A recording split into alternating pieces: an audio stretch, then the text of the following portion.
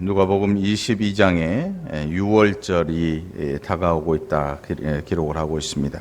22장 1절 보면 6월절이라 하는 무교절이 다가오매, 다시 말하면 6월절 어린 양으로서 예수님께서 이제 머지않아 십자가에 달려 죽으실 것을 이 복음서에서 예고하고 있는 것입니다.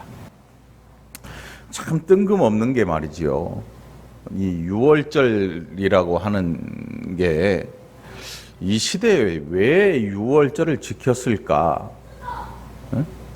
6월절을 지킨다고 하는 것은 그 당시에 왕이나 이런 사람들이 하나님의 말씀에 순종하는 가운데에 6월절을 지키는 거예요.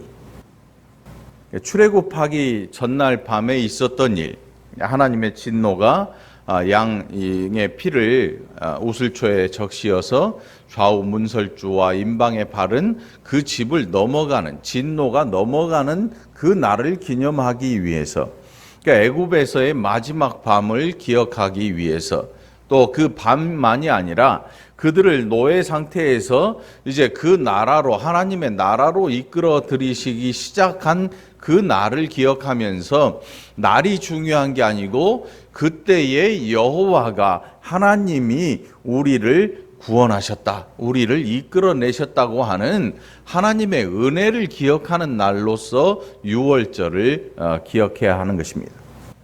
그래서 하나님께서 출애굽할 때 하고 난 이후에 모세에게 6월절을 기억하여서 항상 지키라고 말씀합니다. 그리고 40여 년이 지나서 그들이 가나안 땅에 들어가서 왕들이 바뀌고 뭐 여러 역사가 바뀌면서 6월절을 지킨 왕들이 거의 없어요. 이스라엘의 역사 가운데 하나님께서 말씀하신 이 6월절을 제대로 지킨 왕들이 10손가락 안에 꼽아요. 몇 명 안 돼요. 정말 몇 명 안 돼. 그러니까 그들이 가나안 땅에 들어와서 살면서 거의 하나님의 은혜를 기억조차 하지 않고 사는 거예요.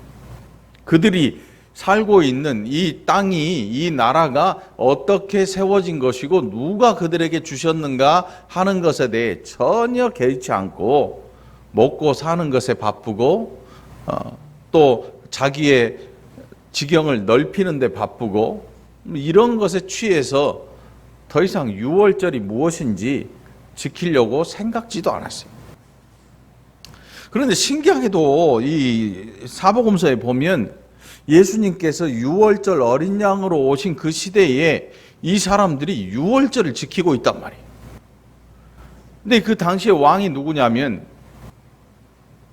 믿음의 왕이 아니에요. 그 당시에 제사장들, 대제사장들 보면 이 사람들이 믿음이 있는 대제사장들이 아니야. 그럼에도 불구하고 6월절이 지켜지고 있어요. 그리고 성전 안에를 들여다보면 어떤 일이 일어나고 있는가 하면 장사를 해요. 장사를 해. 양도 팔고 비둘기도 팔고 곡식도 팔고. 예수님께서 이미 그 성전 안을 한번 다 뒤집어 엎으셨잖아요. 내 집은 만민의 기도하는 집이라 하였는데 너희는 강도의 구려를 만든다. 아멘.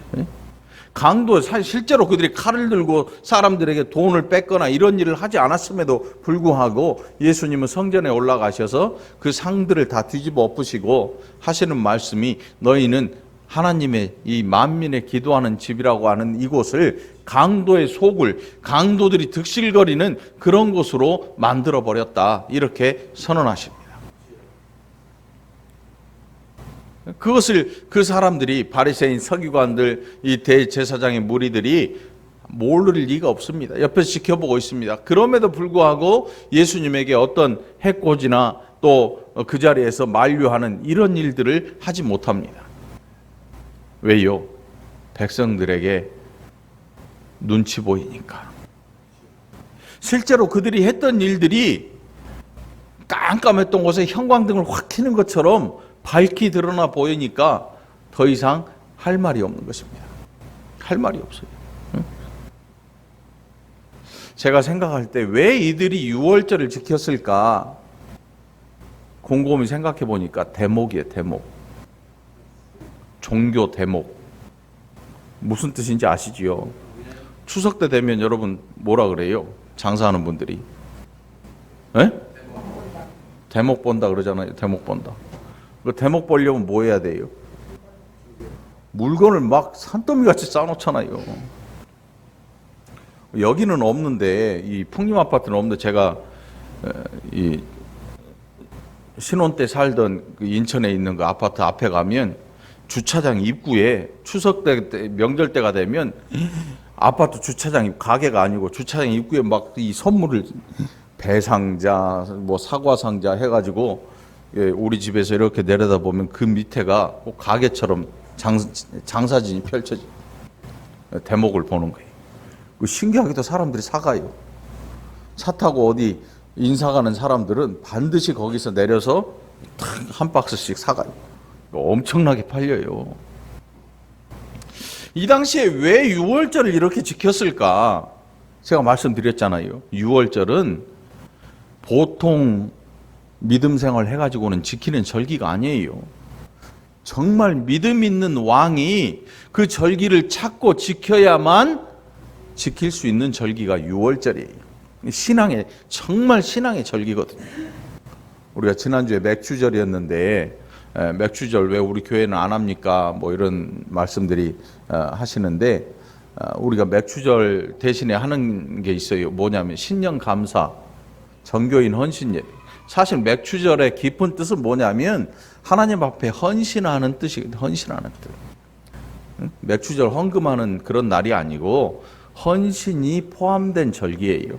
그래서 우리가 1년에 한 차례 정교인 헌신 예배하고 그런 걸 하기 때문에 굳이 또 맥주절을 또 할 필요가 없거든요. 이해해 주시고. 아무튼 6월절이라고 하는 이 절기는 믿음이 아주 좋은 그런 왕이 아니고서는 지킬 이유가 없는 절기예요. 그런데 이 당시에 예수님에게 칭찬받는 사람들이 하나도 없잖아요. 대제사장이라고 하는 또 이 사람들이 칭찬을 받겠습니까? 받았습니까?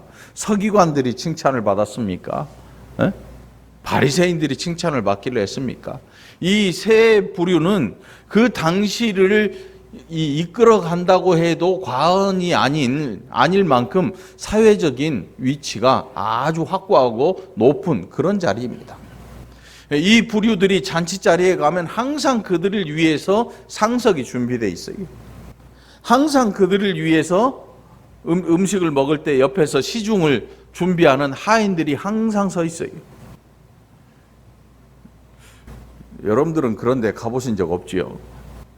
네? 영화 같은 데 보면 이렇게 포크 들고 칼로 이렇게 썰어 먹고 앉아 있으면 옆에 하인이 딱 서 있는, 어디서 그래요?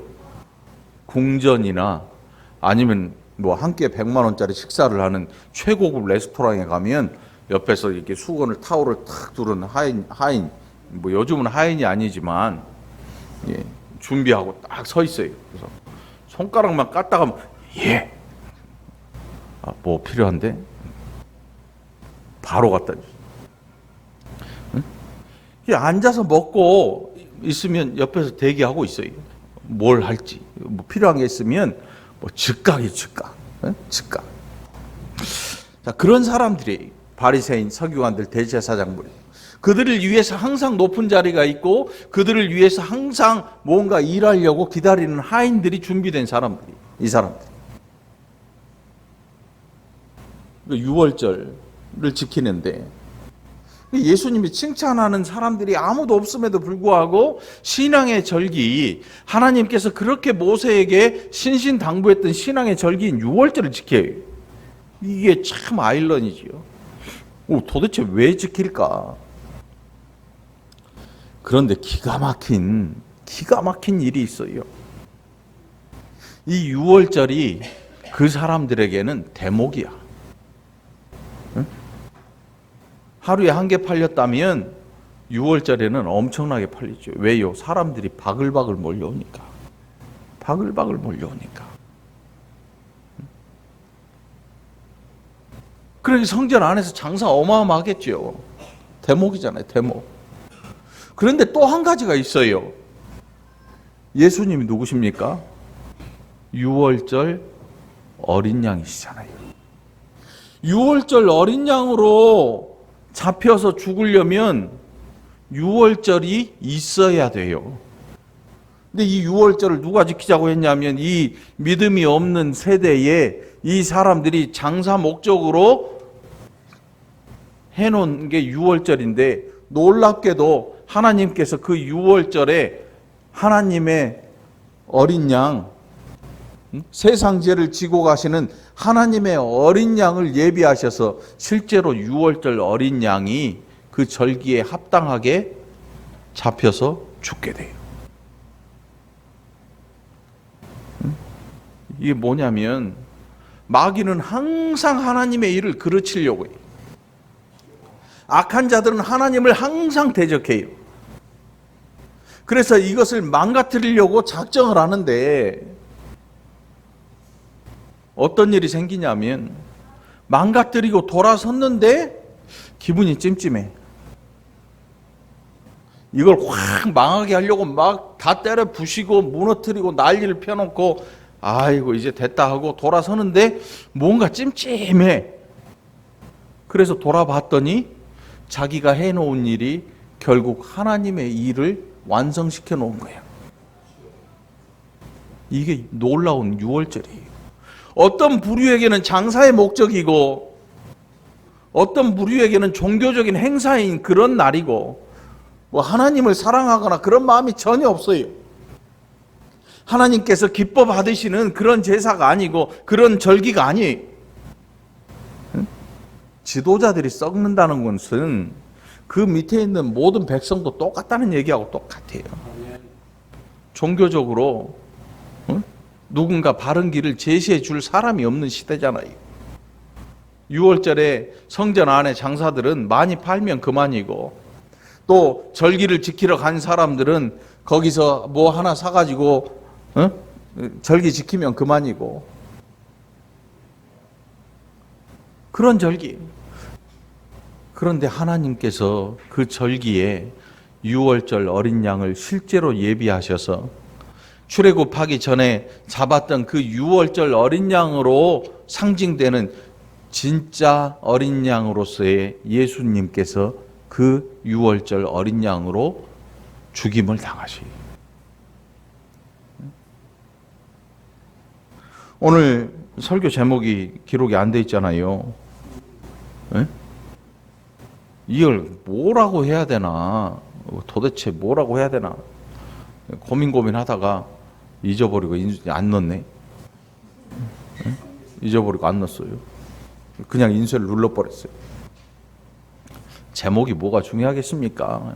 영화관도 아니고 제가 무슨 세상 가수도 아니고, 뭐 가수들은 타이틀곡 만드느라고 죽을 고생을 해요. 그 음반 기획하는 사람들 한눈에 탁 들어와야 되거든요. 근데 저는 한 주 지나면 다음 주에 또 해야 되잖아요. 그러니까 제목이 중요한 건 아니에요. 그런데 정말 뜬금없는 말씀을 하세요.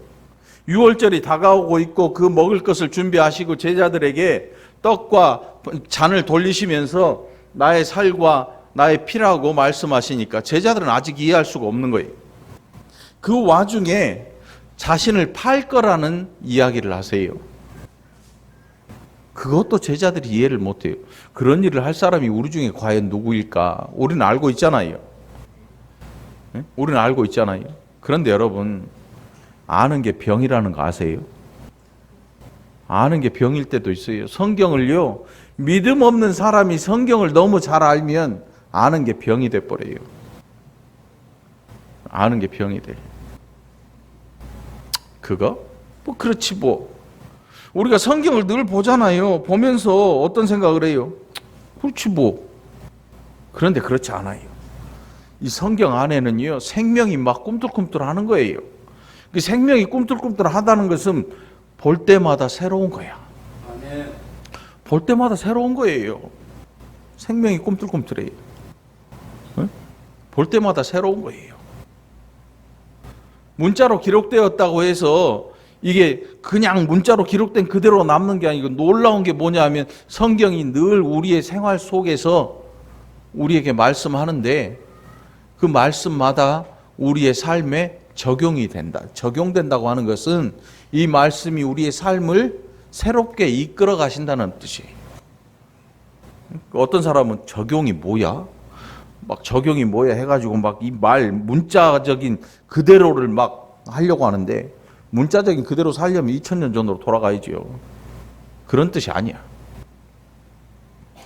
자, 뜬금없이 예수님께서 그를 파는 사람에게는 화가 있으리로다. 22절에서. 23절에 제자들이 수군덕대요. 서로 묻되 우리 중에서 이 일을 행할 자가 누구일까? 별로 그들에게는 지금 이게 중요한 이야기로, 정말 심각한 이야기로 별로 그렇게 받아들여지지 않는 것 같아요. 왜? 말씀하신 것에 대한 아직 그 내용을 잘 알지 못해요. 응? 그러니까 무슨 얘기가 나오냐면 24절에서 바로 나오잖아요. 그들이 아직 이 말씀을 제대로 알지 못한다는 증거가 24절에서 바로 나와요. 그들이 뭐라 그러냐면 그들 사이에 그중 누가 크냐 하는 다툼이 난지라. 여러분, 이게 오죽하면 성경이 다툼이 났다 그럴까요? 어? 다툼이 났다고 하는 표현을 아무데나 쓰지 않잖아요. 옆 사람하고 소곤소곤 이야기하는데 다툰다고 표현 안 하지요. 그러면 다툴 정도가 되면 언성이 높아지겠지요. 어? 부부싸움하고 교회 오면 어떤 일을 사람들이 보는 건 창피하니까 말은 못하고 이렇게 소리는 안 나는데 입모양만 봐도 알죠. 눈빛만 봐도 알지. 성질 나가지고 서로 사이가 틀어진 거야 지금. 교회 같이 오기는 왔는데 옆에 앉아 있는 것도 싫고 가까이 와서 머리 대는 것도 싫고 이 정도 제자들 사이에 이런 일이 벌어진 거야. 예수님이 앞에 있으니까 큰 소리는 못 내겠고 자기들끼리 야 내가 더 죽을래? 이리 와봐. 내가 더 커. 예수님 날 더 사랑하잖아.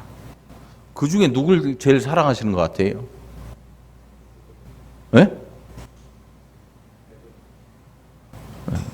그게 베드로라고 하는 게 이제 우리의 생각이죠.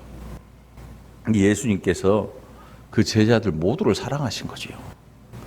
특별히 야고보, 요한, 베드로 이 세 명과 함께 다니셨지만 그 생각을 가진 사람들이 종교를 만들었어요. 로마 교회. 베드로가 초대 교황이 됐어요. 이유가 뭐냐면 성경에 베드로에게 열쇠를 주신다고 했더니 이 사람들이 금으로 열쇠를 깎아버렸네. 초대 교황 베드로가 금 열쇠를 갖고 있어요. 천국 문 열쇠를.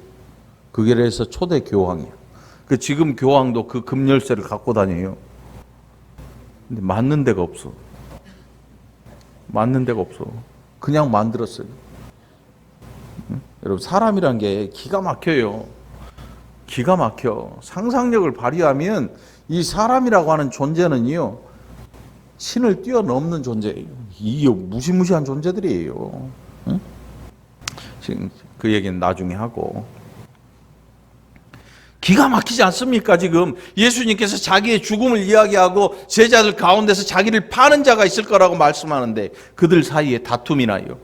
누가 어떤 놈이 팔 거야 이런 다툼이 아니고 누가 더 크냐, 누가 더 크냐, 누가 더 높으냐.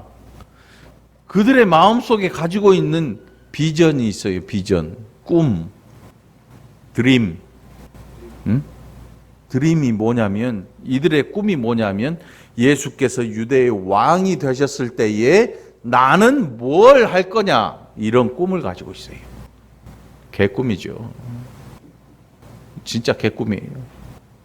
세상 권력자들은 어때요? 우리가 뭐 어느 장관 뭐 청문회 한다 뭐 한다 막 사람을 들이밀잖아요. 이 사람도 갖다 들이밀고 저 사람도 갖다 들이밀고. 들이미는 이유가 뭐 지금은 어떤지 모르겠지만 뭐 여태껏 해왔던 사람들 하는 일 보면 대선 때 옆에 가까이 붙어 있었던 사람들이 차례대로 하는 거야. 차례대로. 그런 뜻이야. 제자들도 그런 뜻으로 예수님 앞에서 누가 더 가깝냐? 그러면 군대 같으면 어떻게 돼? 선착순. 자, 전방에 300m 앞에 보이는 전봇대를 돌아 선착순 5명 딱 하면 한 번만 달리고 말려고요. 군인들이 죽을 힘을 다해서 달려요. 그런데 가만히 생각해 보면 거기를 10바퀴 돌아오나 한 바퀴 돌아오나 제대하기는 마찬가지거든요. 근데 한 바퀴만 돌고 말려고 죽을 힘을 다해서 달려. 얼마나 힘들겠냐고. 그래서 저는 제일 나중에 어차피 100바퀴를 도나 10바퀴를 도나 제대하기는 마찬가지인데, 응? 나중에 하루 종일 돌릴 것 같지요. 군대에 그런 시간이 어디 있어요. 한 두어 번 하다가 집합 밥 먹으러 가. 밥 먹으러 가는 거지. 식빵 끼고. 예수님의 제자들이 딱 그 생각하고 있어요. 누가 1등이냐? 예수님 사귀가 누가 더 좋으냐? 베드로 마땅히 그렇게 생각하고 있겠지요. 야고보, 요한 마땅히 그렇게 생각하고 있겠지요. 오죽하면 야고보, 요한 엄마가 찾아와가지고 예수님한테 따로 청탁을 넣잖아요. 당신이 높은 자리에 오르실 때 우리 아들이 좌우편에 앉게 해주십시오. 제자들이 옆에서 뭐 성질내잖아요. 성질내. 너 뭐 하는 짓이냐 지금? 응? 뭐 하는 짓이야? 그때 김영란법이 나왔어야 돼요. 응? 자, 이런 일이 생겼어요. 정말 뜬금없어요. 예수님 죽음을 이야기하고 파는 자를 이야기하는데 그들 중에 누가 크냐 하는 다툼이 일어났어요. 예수님이 그들을 알고 계시잖아요. 응? 제자들이라고 12명인데 한 명은 예수님 파는 사람이고 11명은 다투고 있으니까 기가 막히지 않겠습니까, 여러분? 3년을 그들을 데리고 다니면서 하나님 나라의 모든 것을 보여주었는데 그들은 아무것도 본 게 없어요. 죽은 사람이 살아나고 그들 앞에서 5,000명이나 되는 사람들이 정말 보잘것없는 아이 도시락 하나로 먹고 배부르고, 베드로는 아무것도 못 잡았던 배 밤새 그물질을 했는데 예수님 말씀 한마디에 그물이 터져라 하고 고기가 올라오고, 그걸 모두 다 지켜본 제자들이 아직도 이 엉뚱한 소리를 뻥뻥 하대고 있으니까 얼마나 기가 막히겠어요. 그럼에도 불구하고 예수님 말씀해요. 너희는 섬기는 자가 되라. 근데 그냥 섬기는 자가 아니에요. 네? 여러분, 그냥 섬기는 자가 되라 하면 얼마나 억울해요. 네? 얼마나 억울해요. 그런데 예수님 음성을 듣고 나면 왜 섬기는 자가 돼야 하는가를 바로 말씀해 주시죠. 왜냐하면 예수님 우리를 강제로 뭘 시키는 분이 아니거든요. 세상의 주관자들은 임의로 사람들을 데려다가 지 마음대로 써먹어요. 지 마음대로. 세상 사람들 중에는 그런 사람들이 많아요. 사람들이 이렇게 있잖아요. 그러면 자기 목적을 이루기 위해서 이 사람 저 사람 이렇게 해가지고 이렇게 써먹어요, 사람들을. 네? 써먹는다니까요. 단체 가입하잖아요. 그럼 나도 모르게 단체에 가입했는데 나도 모르게 어디 현장에 가서 서서 태극기 들고 서 있는 거예요. 이름 막 써가지고. 네? 세상의 주관자들은 사람을 임의로 주관해요. 자기의 뜻대로 써먹어요. 그런데 예수님은 그러신 적이 없어요. 제자들을 자기 욕구를 채우기 위해서 혹은 자기의 욕심을 채우기 위해서 제자들을 이용한 적이 없어요. 이거는 목사가 성도들을 대해서도 똑같아야 돼요. 교회 직분자들이 성도들을 대해서도 똑같아야 돼요. 다시 말하면 교회 안에서는 그 어느 누구도 사람들을 대하여서 자기 개인의 뭔가를 채우려고 해서는 절대로 안 된다는 이야기야. 만일 그렇게 하면 뭐가 되냐면 세상의 집권자가 되는 거야. 세상의 집권자들이 사람을 임의로 사용하는 것처럼 해서는 안 되는 거지. 교회도 마찬가지야. 제가 볼 때 목회자의 리더십, 구역장 리더십, 뭐 리더십에 대해서 이야기하고 뭐 비하고 결국 이 가만히 보면 많은 사람들을 모으는 비결에 대해서 이야기해요. 전도 폭발. 여러분 뭔 소리 같아요? 사람들이 바글바글 교회로 들어오게 만드는 전도 폭발. 교회는 사람이 많거나 적거나 그게 중요하지 않아요.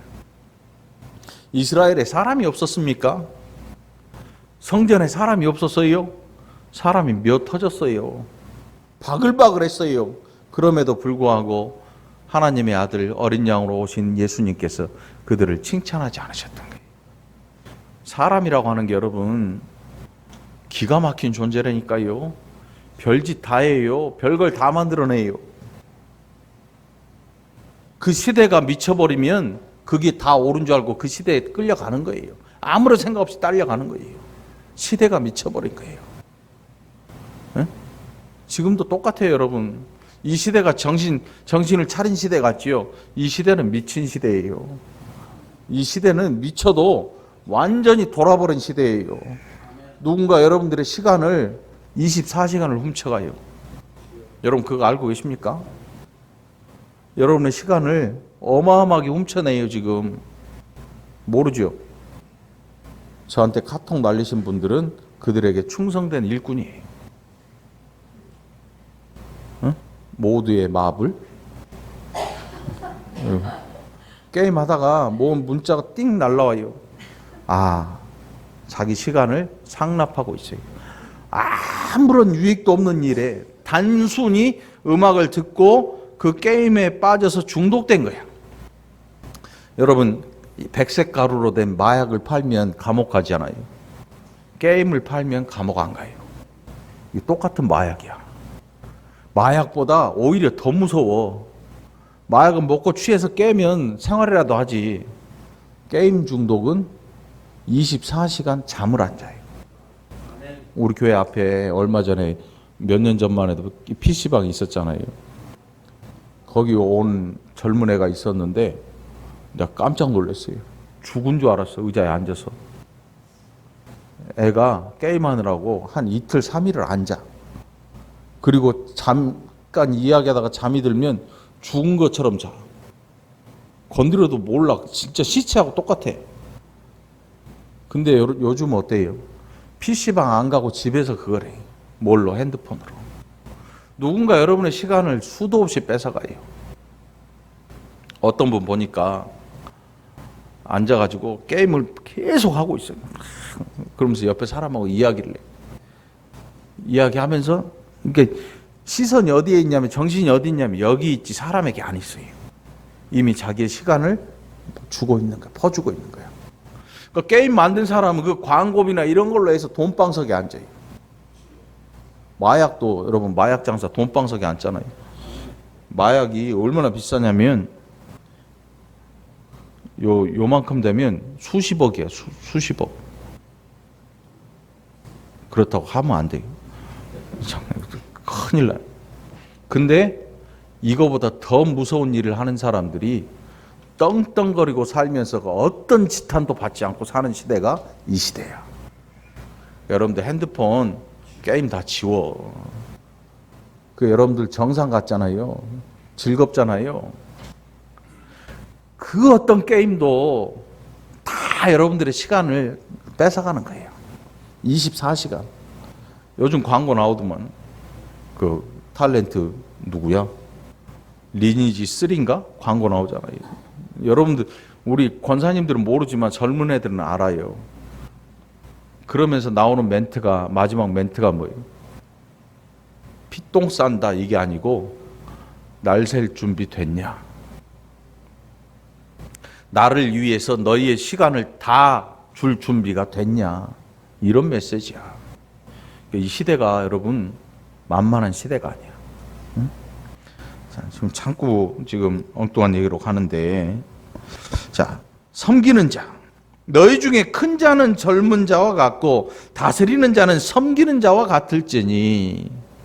그러니까 이 세상을 완전히 뒤집어 놓으신 거예요, 예수님께서. 우리의 생각을 뒤집어 놔요. 우리의 생각을 뒤집어 놔요. 오래된 교회일수록 장로님들의 쇼파가 커져요. 장로님들의 당회실, 장로실 자리가 이만큼 커져가지고 이렇게 앉아 있어요. 도시는 좀 그렇다 쳐도 시골 가면 더해요. 도시는 장로님들이 주차 정리하는 분이 있어요. 근데 여러분 한번 생각을 해보세요.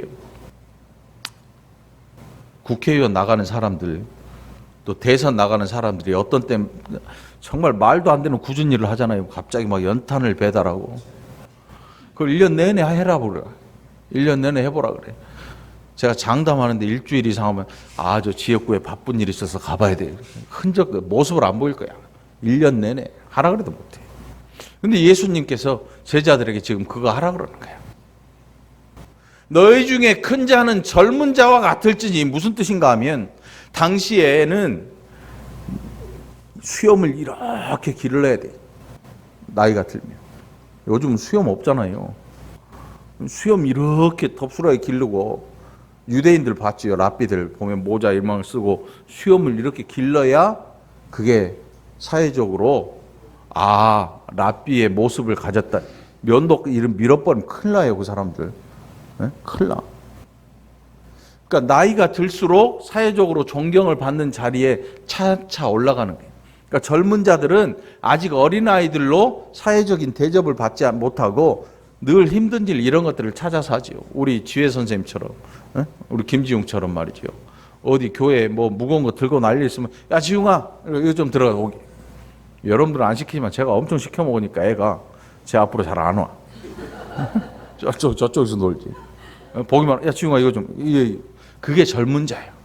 그 큰 자는 젊은 자와 같을지니 무슨 뜻인가 하면 너희 중에 큰 자가 되려면 너희 중에 섬기는 자가 되라는 뜻이에요. 아멘. 아멘. 제가 볼 때 우리 교회 참 좋은 것 같아요. 아멘.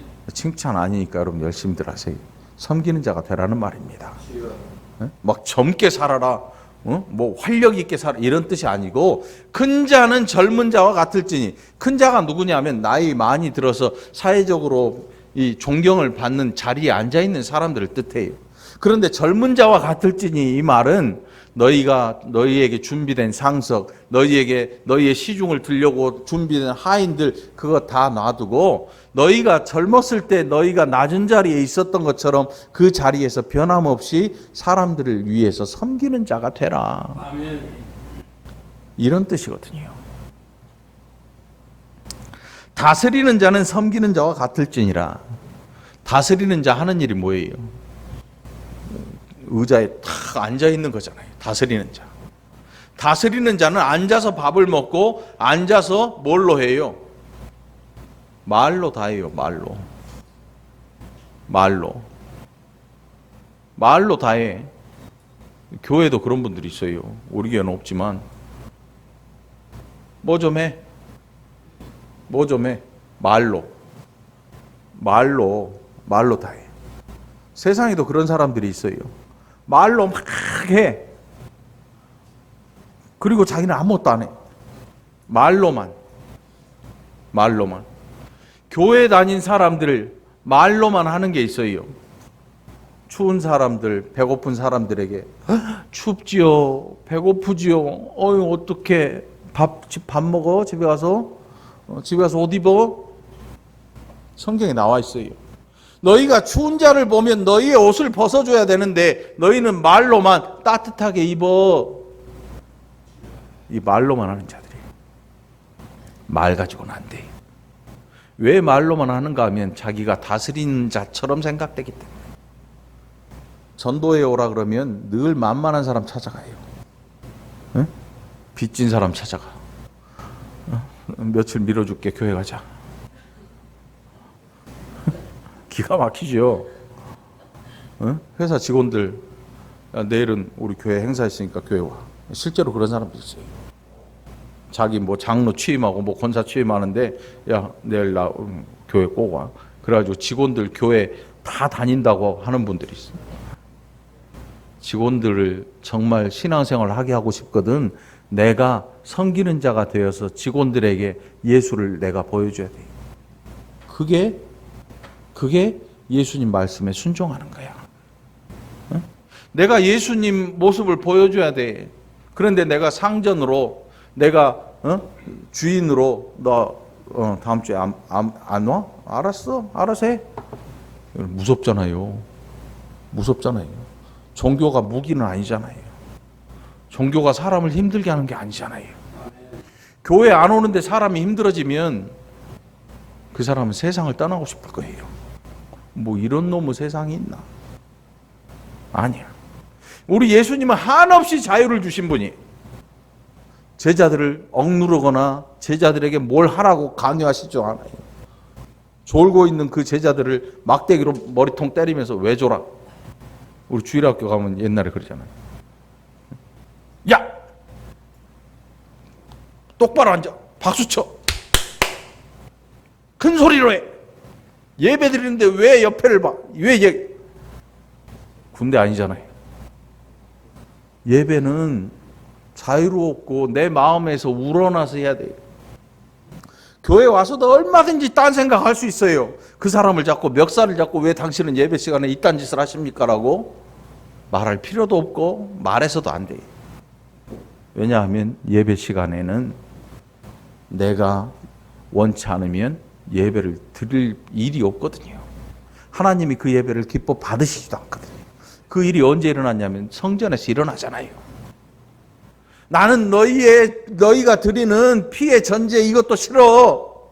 내가 원하는 것은 너희의 순종이 좋아. 네?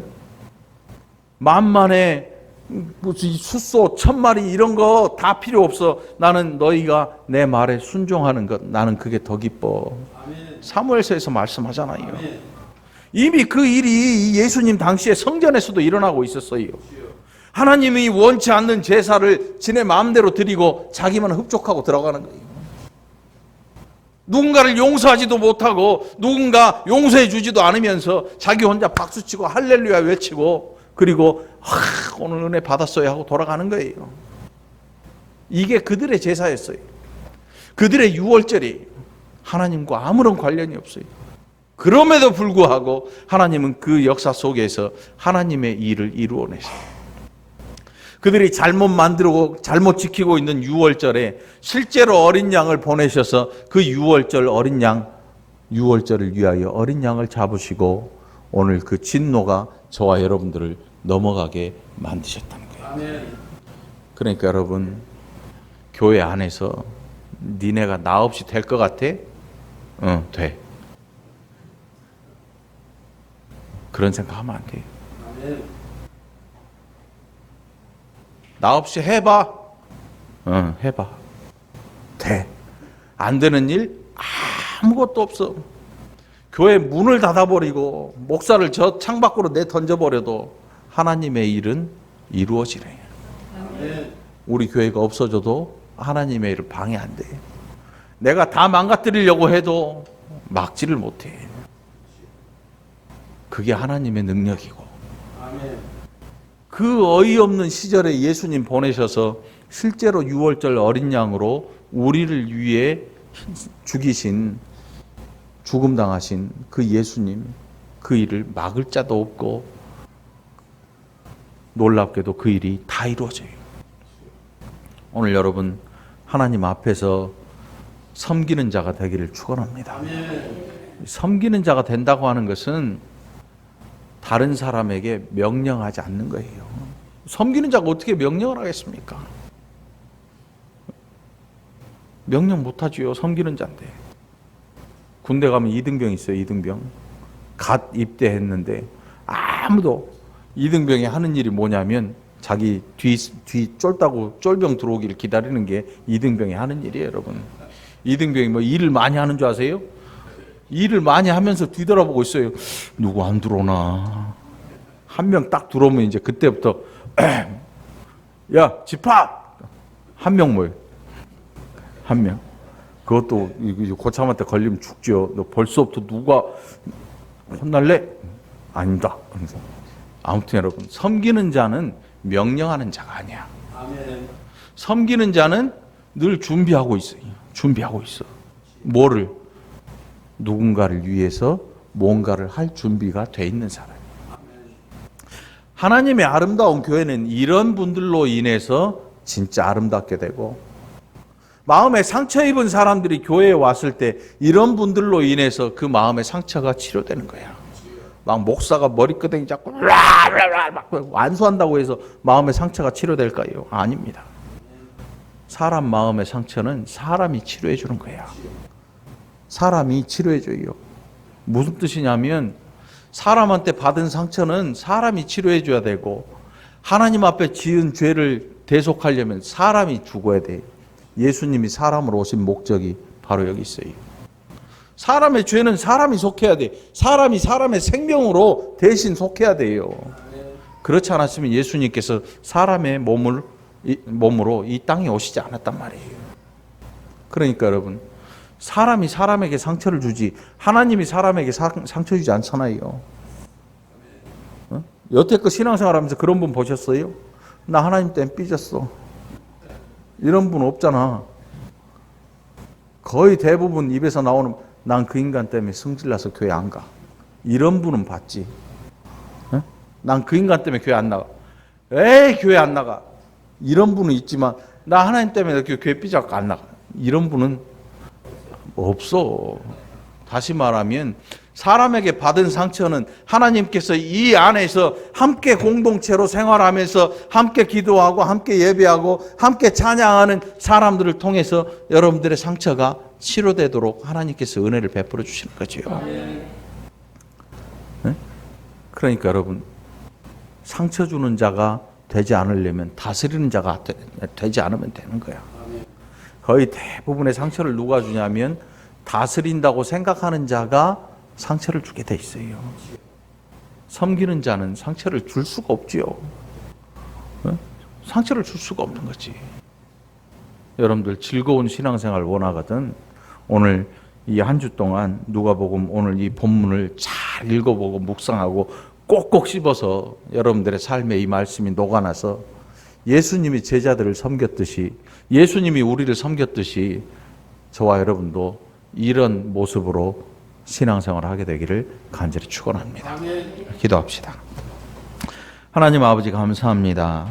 우리가 날마다 하루하루 살면서 얼마나 많이 높은 자리에 오르락 내리락 하고 살아가는지, 누군가 앞에서는 높은 자리에 오르고 누군가 앞에서는 할 수 없어서 낮은 자리에 내리는 비굴한 자로 살아가지는 않았는지, 아버지 하나님 오늘 우리가 우리 예수님 닮아서 늘 섬기는 자로, 사람들을 사랑하여서 섬기는 자로 살아갈 수 있도록 함께하여 주시옵소서. 사랑하는 백성들 마음속에 또 하나님 성령의 기쁨 주시고 하나님의 교회에서 즐거운 마음으로 신앙생활 잘 할 수 있도록 함께하여 주시옵소서. 감사드리옵고 예수님 이름으로 간절히 기도합나이다. 아멘.